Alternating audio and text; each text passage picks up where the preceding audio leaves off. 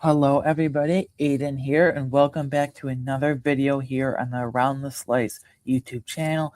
Today, I am going to give you guys my power rankings for NFL Conference Championship weekend, which, of course, is this weekend. We're going to power rank all four teams, 4 through 1, that are remaining in the field, four being the least confident team I have right now, and one being what team I have the most confidence in. It's going to be a little shorter of a video than usual, obviously, just because there's only four teams remaining.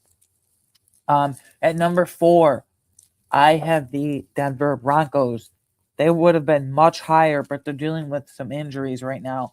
No more so than Bo Nix. Unfortunately, broke a bone in his foot, really serious. He's out, and they have to turn to Jarrett Stidham. He's getting his 5th career start after years in the league now. 5 or 6 years now in the AFC Conference Championship game. This Broncos team is depleted. They're probably going to be without versus the Patriots. They're probably going to be without Troy Franklin because of the concussion. Or sorry, other way around. They're probably going to be without Pat Bryant because of the concussion, and Troy Franklin without the hamstring. So it's Courtland Sutton and what? I like Courtland Sutton. I think he's one of the more underrated receivers in the league when people talk about great receivers. But Evan Ingram is washed at 31 years old now. At this point in his career, doesn't contribute at all anymore. And Marvin Mims, he goes from the kick returner, punt returner / wide receiver 4, thrusted in the wide receiver 2 role now, which unfortunately I don't think he's suited for at all. Now the Broncos still have the top shelf defense, top 3 defense in the league.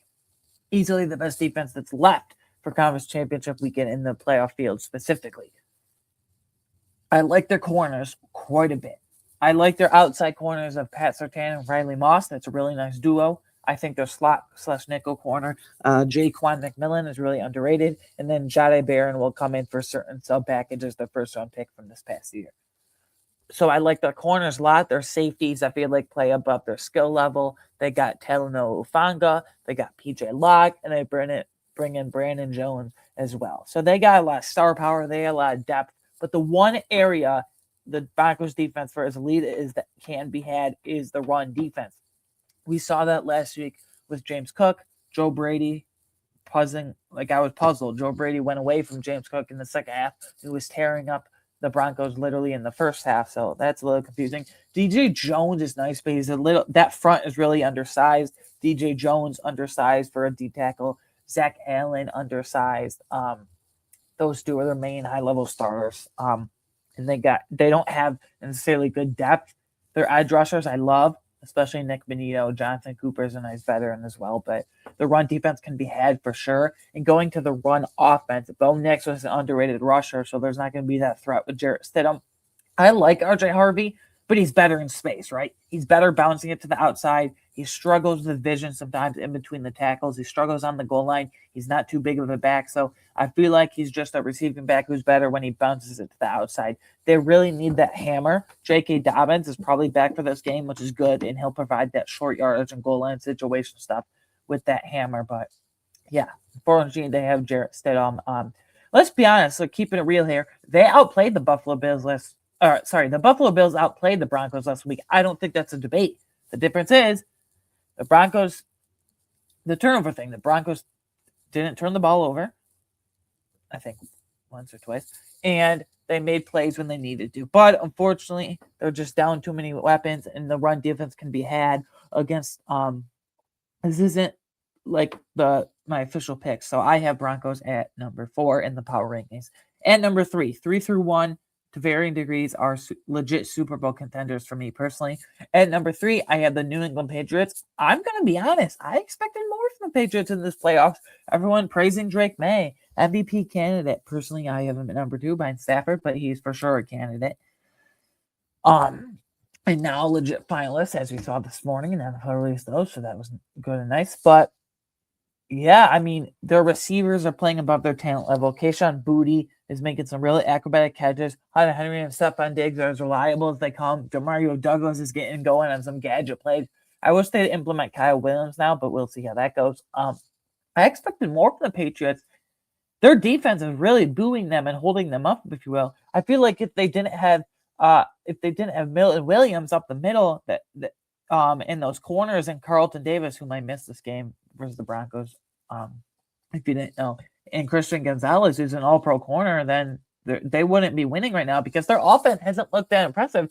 They're just lucky they've played two of the worst offensive lines in the league, being the Chargers and the Texans, and then she just being a bonehead with some of the decision making last week. So, if they had that if they didn't have that defense, I'm sure they would have lost by now. But since they have that defense, I got to go number 3. The defense is really, really carrying that team. At number 2, so the top 2 teams are the NFC West teams, the NFC Championship teams, which is obviously the NFC West still. I have it I'll just review this together. Number 2, Los Angeles Rams. Number 1, Seattle Seahawks. Let's start with the Rams. I had very high expectations for the Rams. I believe they were my internally Super Bowl pick for me when the playoffs started. But I've been disappointed. Like, Matthew Stafford has been kind of like, he's had some turnover worthy throws for sure. And then if you look, I wanted more from Devontae Adams, Terrence Ferguson, and Colby Parkinson are a nice 1-2 punch at tight end there. Sorry, I had to bring part for a minute.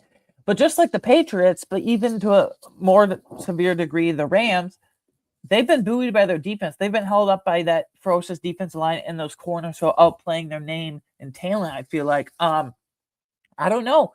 In the first round, they kind of played with their food a lot with the Panthers. They only won by 3. It shouldn't have taken that much. And then last week, if Caleb Williams, well, let's backtrack a little. If DJ Moore didn't literally stop running, and if he didn't become lazy on that route to force Caleb Williams to throw that interception at the end of overtime, unfortunately, the Bears would have won. The Bears would be in the NFC Championship game right now. So I've been severely disappointed with the Rams. Not just a little. I think they're still Super Bowl contenders because the trio of Matthew Stafford, speaking of Kyren Williams, they haven't really run the ball well, but the trio of Matthew Stafford, Puka Nacua, and Devontae Adams, I think will get him there alone. And that ferocious defense, especially that D-line, which I love. But yeah, I don't know. I've been very disappointed, even more than the Patriots, because I had legit Super Bowl winning expectations for the Rams. At number 1, I have the Seattle Seahawks. I can't believe, after saying I don't know how Sam Darnold will do in the playoffs, I don't know how he does in clutch moments, I have them at number 1. But here we are. Kenneth Walker, he's going to get all the carries now. Zach Charbonnet tearing his ACL. All jokes aside for fantasy football, how much I hate Zach Charbonnet for Kenneth Walker's fantasy outlook. He's a very good real-life player and underrated because he does get a lot of those goal line opportunities. He's a legit hammer, and you have Kenneth Walker as the home run threat. But Kenneth Walker is going to get majority, if not literally all of the carries this time.